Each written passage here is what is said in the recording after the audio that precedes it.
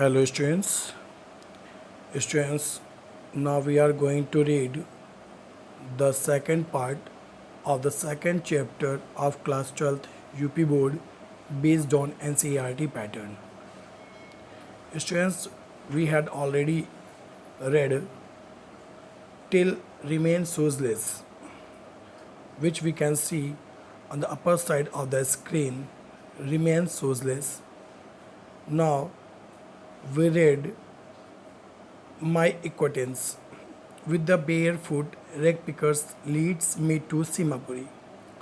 So students, now we are going to read this chapter with Hindi explanation.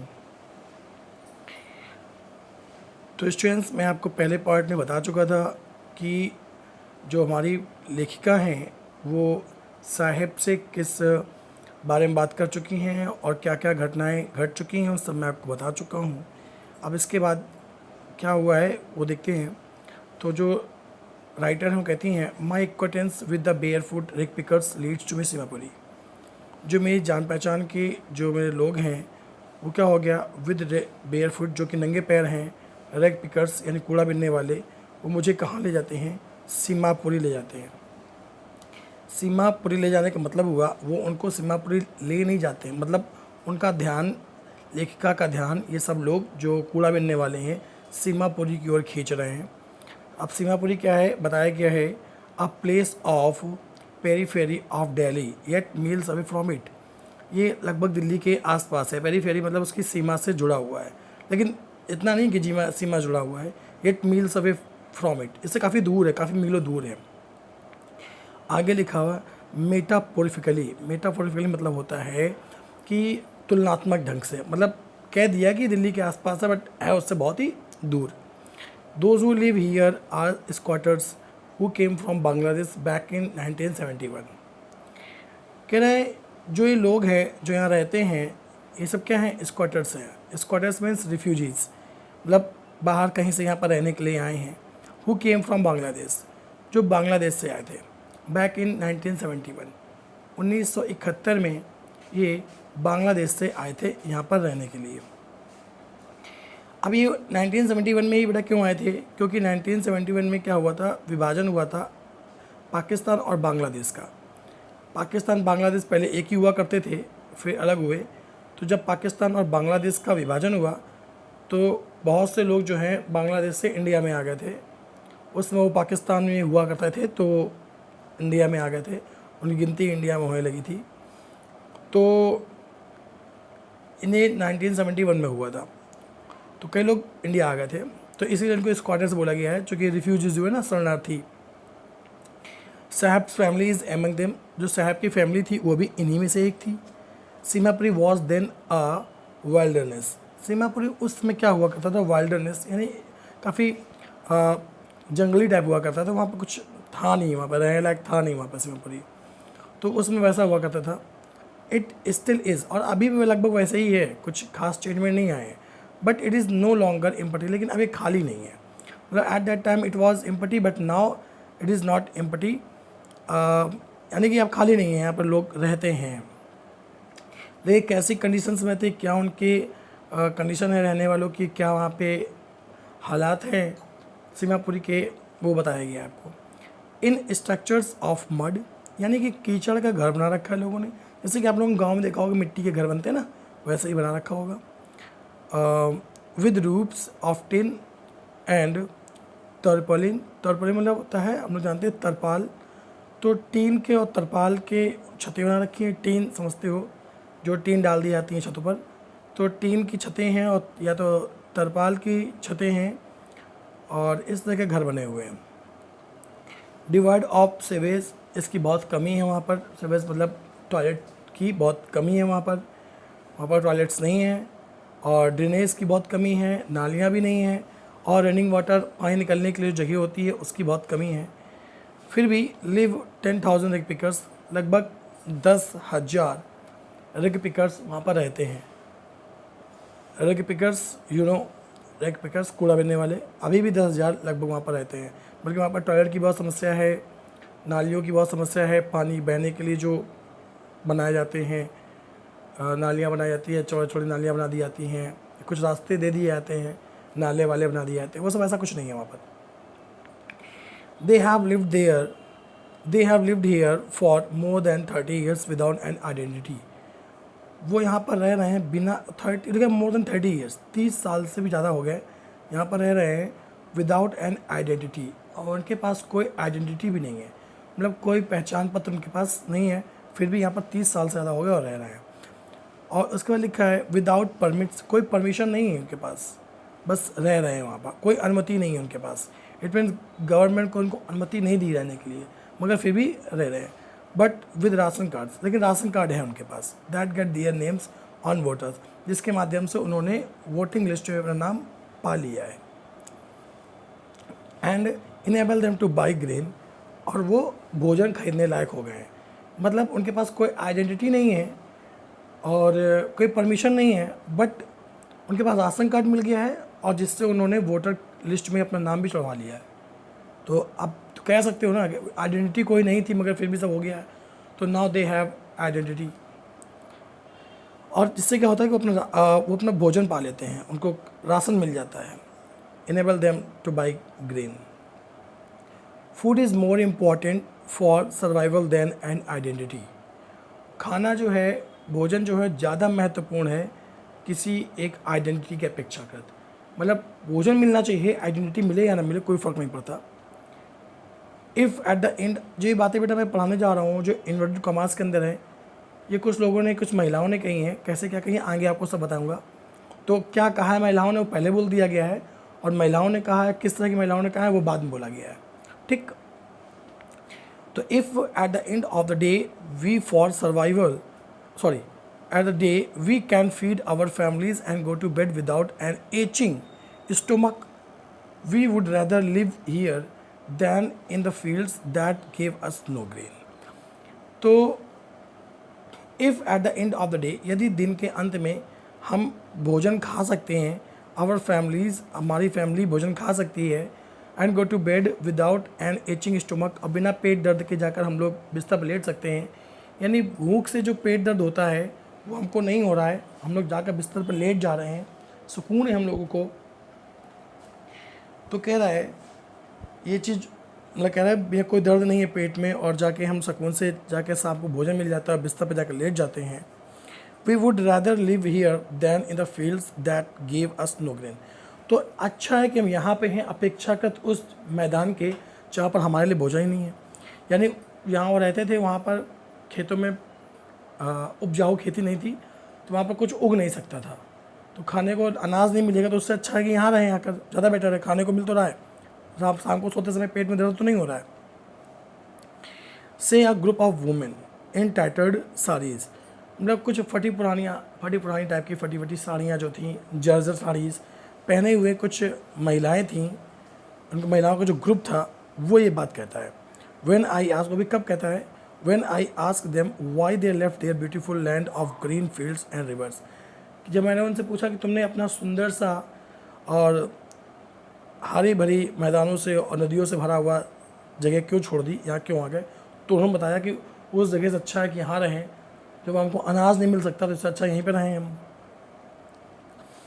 अच्छा, wherever they find food, जहाँ भी वे भोजन पाते थे, ये हमारी जो लेखिका हैं बता रही हैं, जहाँ भी हम भोजन पाते थे, मतलब वे लोग जहाँ भोजन पाते थे, वो महिलाएं बच्चे उनके, they pitch their tents that become trances to home, जहाँ भी वो भोजन पा लेते थे वहीं वो अपने टेंट्स, तंबू लगा दिया करते थे, और अपने वो ट्रांसेस टू होम बना लिया करते थे। ट्रांसेस टू होम मतलब एक जगह दूसरी जगह ट्रांसफ़र हो सकते हैं ऐसे घर, ठीक है ना, यानी कि चल घर बना लिया करते थे। Childrens grow up in them, उनके बीच में बच्चे बड़े होते थे, बिकमिंग पार्टनर्स इन सर्वाइवल, और अपने जीवन जीने के लिए आपस में ही वो पार्टनर्स ढूंढ लिया करते थे। And survival in Seemapuri means rag picking, और सर्वाइवल मतलब उन्होंने सर्वाइवल के लिए अपना पार्टनर्स ढूंढ लिया करते थे, लाइफ पार्टनर टाइप। तो अब सर्वाइवल क्या है उनके लिए, तो कह रहा है सर्वाइवल का उनका मतलब जो हुआ वो क्या हुआ, सीमापुरी में वो क्या हुआ, मीन्स रैग पिकिंग, कूड़ा बिनना ही उनका सर्वाइवल है। थ्रू द ईयर्स, सालों तक या कई सालों से, it has acquired the proportion of a fine art. कई सालों से ऐसा काम करते करते उनके अंदर उन्होंने एक्वायर कर ली है, उन्हें प्राप्त कर ली है एक आर्ट, एक कला प्राप्त कर ली है रैक पिकिंग में, यानी कि कूड़ा बिनने में उन्होंने एक कला हासिल कर ली है। Garbage to them is gold, और जो गार्बेज होता है कूड़े का ढेर, उनके लिए क्या होता है, सोना होता है। It is their daily bread, ये उनके लिए रोज़ की रोटी है। A roof over their heads, उनके सिर के ऊपर एक छत है, ये उनके लिए मेन बात है। इस गार्बेज से उनको सब मिल जाता है। Even if it is a leaking roof, हालांकि उनके पास जो रूफ है लीकिंग रूफ है, लीक करती है, उससे पानी चूता रहता है। But for a child it is even more, कह रहा है लेकिन उनके लिए जो ये छत है भले ही लीक करने वाली है, लेकिन उनके लिए सब बहुत पर्याप्त है। बट फॉर अ चाइल्ड, लेकिन बच्चे के लिए इट इज़ इवन मोर, लेकिन बच्चे के लिए ये और भी कुछ है। मतलब गार्बेज जो है ये कुछ और ज़्यादा है। मतलब जो वहाँ के माता पिता हैं उनके लिए तो कुछ अलग तरीके का है, छत मिल गई है, भोजन मिल जाता है, बहुत है। लेकिन बच्चों के लिए जो गार्बेज है, कूड़े का ढेर, वो कुछ और भी है। आई समटाइम्स फाइंड अ रुपी, मैं कभी कभी 1 रुपये पा लेता हूँ या मुझे उसमें मिल जाता है, मतलब गार्बेज कूड़े के ढेर में। इवन अ 10 रुपी नोट, कभी कभी 10 रुपये मिल जाते हैं। साहब से, साहब कहता है, हिज आइज लाइटिंग अप, और ये बात कहते हुए उसकी आंखें जो हैं बहुत चमक रही थी। When you can find a silver coin in a heap of garbage you don't stop scourging, for there is hope of finding more. अब जो हमारी लेखिका हैं वो कह रही हैं, साहेब से कह रही हैं, when you can find a silver coin in a heap of garbage, जब गार्बेज के ढेर पे, कूड़े के ढेर में, हीप मतलब ढेर, जब कूड़े के बहुत बड़े ढेर में आप एक सिल्वर कॉइन पा लेते हो।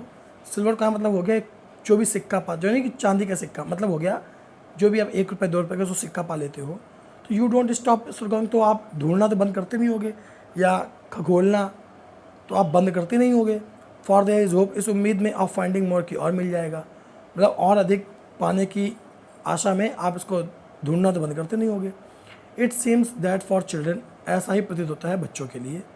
Garbage has a meaning different from what it means to their parents, उनके जो माता पिता के लिए जो उसका गार्बेज का जो मतलब था, मिट्टी के कूड़े का ढेर का, उससे उन बच्चों का मतलब थोड़ा अलग था। बच्चों के लिए ये कूड़े का ढेर केवल रोटी का जरिया या छत का जरिया नहीं था, उनके लिए कुछ और भी था। जो उनको 1-2 रुपये मिल जाते थे, कभी 10 रुपये मिल जाते थे, तो उसमें उनके लिए और भी इंजॉय करता था। तो अपने माता पिता से बच्चों का जो मतलब था गार्बेज के, थोड़ा अलग था वो। खैर, for the children it is wrapped in wonder, for the elders it is means of survival. बच्चों के लिए ये एक वॉन्डर का मतलब था, एक मतलब खुशी का बिल्कुल माहौल हुआ करता था बच्चों के लिए। एक ये वॉन्डर मतलब होता है, वैसे वॉन्डर में इच्छा भी होती है, इच्छुक भी होता है, लेकिन यहाँ वॉन्डर मतलब होगा खूब खुशियों वाला माहौल बच्चों के लिए होता था, ठीक है ना, उल्लास से भरा हुआ। और बच्चों के लिए, बड़ों के लिए ये सर्वाइवल का मतलब होता था। कूड़े का मतलब, कूड़े के ढेर का मतलब सर्वाइवल होता था, मतलब सर्वाइवल का मतलब कुछ अलग होता था कूड़े का ढेर का मतलब। आगे, one winter morning I see Saheb standing by fence gate of the neighbourhood club, एक दिन सुबह मैंने उसको देखा, साहब को, जो कि कहाँ हुआ था, एक तारों से बंधे हुए गेट के पास खड़ा हुआ था। नेबरहुड क्लब, नज़दीक में ही जो नेबरहुड क्लब है, जो पड़ोस में मेरे क्लब है एक, वहीं पर वो खड़ा हुआ था। सुबह सुबह मैंने देखा और उस गेट के पास खड़ा हुआ था जो गेट तारों से बंधा हुआ था। वॉचिंग टू यंग मैन, और 2 युवा व्यक्तियों को वो ड्रेस्ड इन वाइट कपड़ों में, सफ़ेद कपड़ों में, प्लेइंग टेनिस खेलते हुए देख रहा था। दो युवा लोग थे जो सफ़ेद कपड़े पहने हुए थे और टेनिस खेल रहे थे, उनको वो देख रहा था।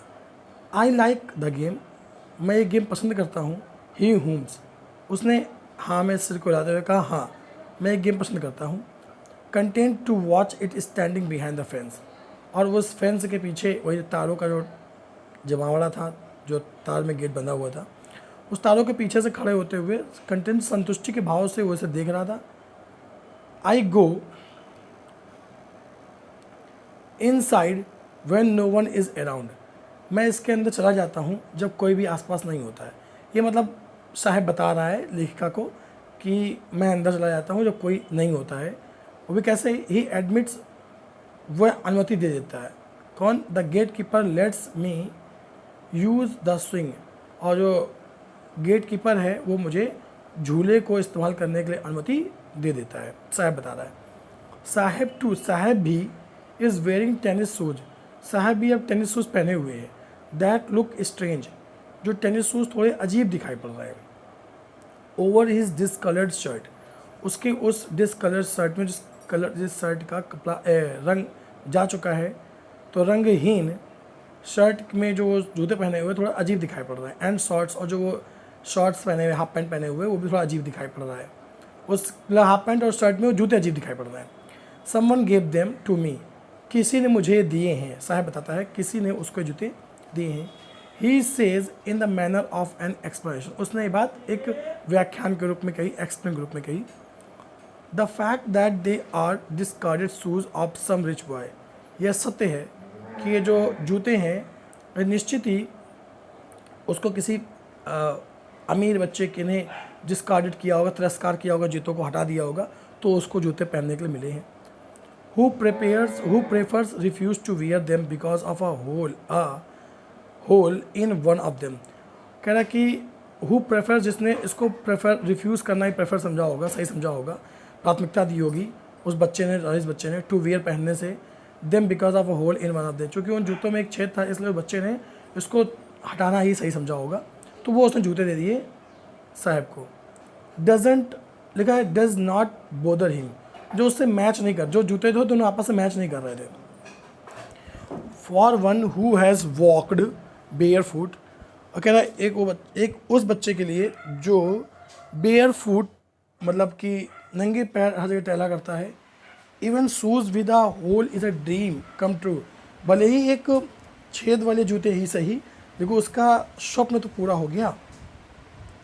But the game he is watching, लेकिन वो खेल जो वो देख रहा था, so intensely is out of his reach, वास्तव में उसकी पहुंच से बहुत दूर था। अब टेनिस खेल वो नहीं खेल सकता था, बिकॉज एक तो वो जानता नहीं था खेला कैसे आता, दूसरी बात उसके ड्रेस चाहिए वो भी उसके पास नहीं है, तीसरी बात उसके पास इतना पैसा भी नहीं है कि वहाँ जाकर वो खेल सके। दिस मॉर्निंग, इस सुबह, साहेब is on his way to the milk booth, आज की सुबह जो साहेब है वो मिल्क बूथ की ओर जा रहा था। अब मिल्क बूथ की ओर रास्ते पे था। अच्छा, in his hand is a steel canister, उसके हाथ में एक स्टील का डिब्बा था। I now work in a tea stall down the road, मैं रोड के किनारे या रोड के पास जाकर, रोड के किनारे बोल सकते हो, रोड के किनारे मैं एक टी स्टॉल में काम करता हूँ। ही सेज, वह कहता है, साहब कहता है मैं रोड के किनारे एक टी स्टॉल में काम करता हूँ। पॉइंटिंग इन द डिस्टेंस, दूर इशारा करते हुए, और क्या कहा उसने, I am paid 800 rupees and all my meals, मुझे 800 रुपये मिलते हैं और पूरा भोजन मिलता है खाने के लिए, इतना मुझे मिलता है। Does he like the job, क्या वह जॉब को पसंद करता है? आई आस्क, मैंने पूछा, मतलब लेखिका ने साहब से पूछा क्या तुमको जॉब करना पसंद है?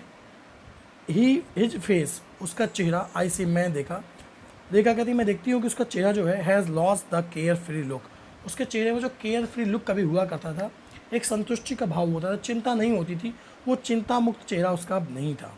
उसके चेहरे ने वो चिंता मुक्त का जो भाव था वो खो दिया था।